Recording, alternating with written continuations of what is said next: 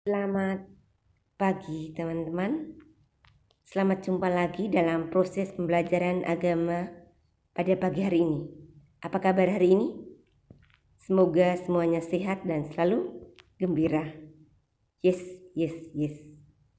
Tema pelajaran agama kita pada pagi hari ini tentang peran gereja bagi perkembanganku. Manusia atau kita ini adalah makhluk rohani. Manusia tidak hanya terdiri atas jiwa dan raga, tetapi di dalam dirinya Allah hadir dalam rohnya yang kudus. Berkat roh itu pula lah hidup manusia senantiasa terarah pada Allah. Ia selalu mencari Allah dan ingin hidup menurut kehendak Allah.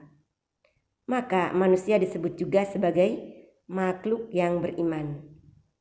Iman pada dasarnya merupakan relasi manusia secara pribadi dengan Allah, atau iman adalah tanggapan manusia terhadap wahyu Allah.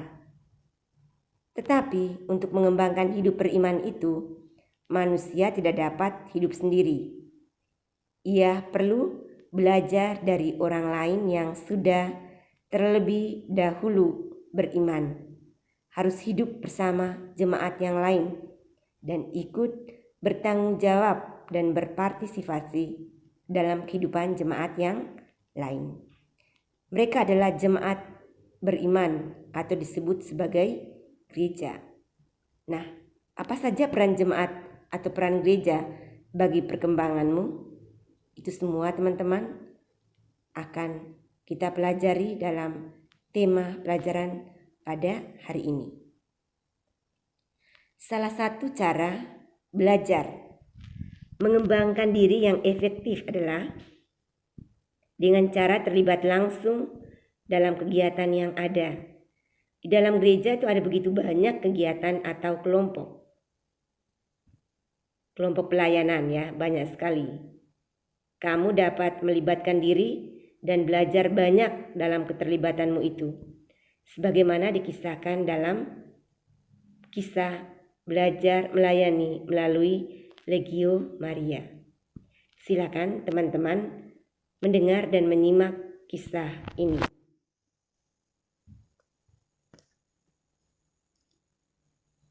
Belajar melayani melalui Legio Maria. Nama saya Agnes. Saya sekarang duduk di kelas 9 di salah satu SMP negeri di kota saya. Selain kegiatan sekolah, sejak kecil saya senang mengikuti sekolah minggu. Tetapi sejak saya SMP mulai aktif menjadi anggota Presidium Legio Maria Junior yang ada di stasi saya. Sampai akhirnya, sudah 1 tahun ini, saya dipilih menjadi ketua Presidium. Anggota Presidium saya berjumlah 17 orang, terdiri atas 11 teman perempuan dan 6 teman laki-laki. Kami rapat setiap hari Minggu setelah misa selesai. Presidium kami mempunyai pembimbing rohani, seorang bapak yang lemah lembut dan menyenangkan. Beliau selalu hadir dalam rapat kami. Teman-teman, mungkin sudah tahu kegiatan Legio Maria kan? Legio Maria adalah pasukan atau tentara Maria. Kami yang tergabung dalam Legio Maria adalah pasukan atau tentaranya Maria yang selalu siap sedia bertempur. Tetapi pertempuran kami adalah untuk memerangi kuasa jahat dan menaklukkan jiwa-jiwa setiap manusia agar berteguk lutut hidup di bawah kuasa Tuhan Yesus. Sebagai tentara, kami harus selalu siap siaga, membekali, dan mempersenjatai diri. Bekal dan senjata kami bukan makanan atau minuman atau senjata api, melainkan bekal dan senjata rohani. Itulah sebabnya dalam setiap rapat mingguan kami berdoa rosario dan mendengarkan nasihat rohani dari pembimbing rohani kami. Lalu dilanjutkan dengan laporan pelaksanaan tugas minggu lalu dan pembagian tugas yang harus dilaksanakan berikutnya. Kemudian ditutup dengan doa. Karena kami ini masih junior, tugas-tugas yang kami lakukan disesuaikan dengan kemampuan kami, antara lain membaca dan merenungkan kitab suci atau bacaan rohani, mengikuti pertemuan lingkungan atau kelompok, menjadi lektor, menjadi putra atau putri altar, dan kemudian mengunjungi teman yang sakit. Membereskan juga buku-buku misa, membantu membersihkan gereja, membantu ketua lingkungan menyebarkan undangan. Ternyata menjadi anggota Legio Maria ini menyenangkan. Saya dapat mengenal banyak umat, saya belajar melayani sesama, saya belajar berdisiplin, saya belajar peduli, dan saya juga menjadi rajin berdoa maupun membaca kitab suci. Nah, teman-teman, setelah teman-teman mendengar kisah belajar melayani melalui Legio Maria, Suster mau bertanya kepada teman-teman. Ungkapkanlah hal yang berkesan bagimu dari cerita di atas. Lalu berikutnya, apa kegiatan gereja nih yang sekarang ini kamu ikuti? Dan apa manfaat yang kamu peroleh dalam kegiatan gereja tersebut? Jawabannya nanti ditulis di Google Classroom aja ya. Nanti kita akan berdiskusi di sana. Lalu pertanyaan kedua, menginventaris berbagai kegiatan atau pelayanan yang ada dalam gereja Katolik. Kemudian menjelaskan pelajaran atau manfaat yang dapat diperoleh dari berbagai kegiatan tersebut. Siapa saja tokoh di gerejamu yang patut dianggap sebagai teladan dalam mengembangkan diri? Siapa sih tokohnya? Nah teman-teman, untuk mengembangkan diri kita dapat belajar dari berbagai macam sumber. Salah satu sumber dapat kita temukan dalam komunitas jemaat beriman. Komunitas jemaat beriman itu gereja. Kita bisa temukan di komunitas jemaat beriman. Kita dapat belajar dan melihat sikap dan tindakan-tindakan baik yang telah dicontohkan oleh tokoh-tokoh dalam gereja, terutama mengenai keterlibatan langsung dalam berbagai kegiatan gereja tersebut. Keterlibatan apa saja misalnya tadi di kisah di atas tadi dikatakan terlibat dalam kegiatan misalnya PPA, apalagi misalnya KOR, apalagi jadi pemazmur, apalagi menyebarkan surat undangan membantu ketua lingkungan. Banyak hal yang bisa kita buat, yang bisa kita terlibat di gereja.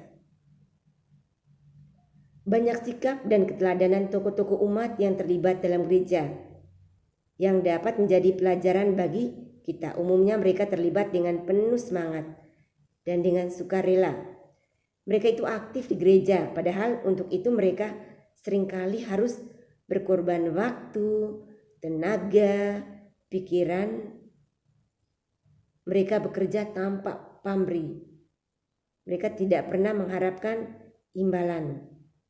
Keteladanan semacam ini bisa ditiru oleh kita agar kita pun semakin bertumbuh menjadi pribadi yang sama dengan mereka. Mereka tadi meluangkan waktu, berkorban tenaga, waktu, dan pikiran hanya untuk terlibat aktif di gereja. Kita bisa belajar dari mereka semua. Saya yakin teman-teman pasti bisa. Nah, sekarang kita lihat peran gereja dalam perkembangan pribadi.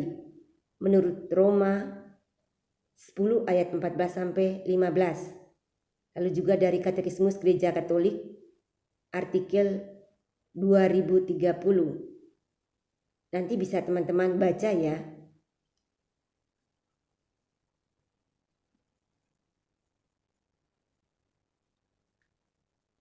Di dalam perawan Maria tersuci, ia melihat bentuk dan sumber kekudusan ini. Ia melihatnya dalam kesaksian murni dari mereka yang menghidupinya.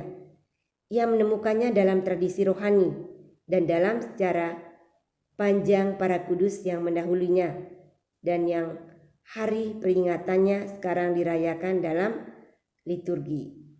Nanti teman-teman bisa membaca ya dari kitab suci. Nah, setelah teman-teman membaca teks kitab suci tersebut dan melihat dari Katekismus Gereja Katolik, silakan teman-teman menjawab ketiga pertanyaan ini. Apa peran yang diberikan orang-orang yang lebih dahulu beriman bagi kita yang hidup zaman sekarang?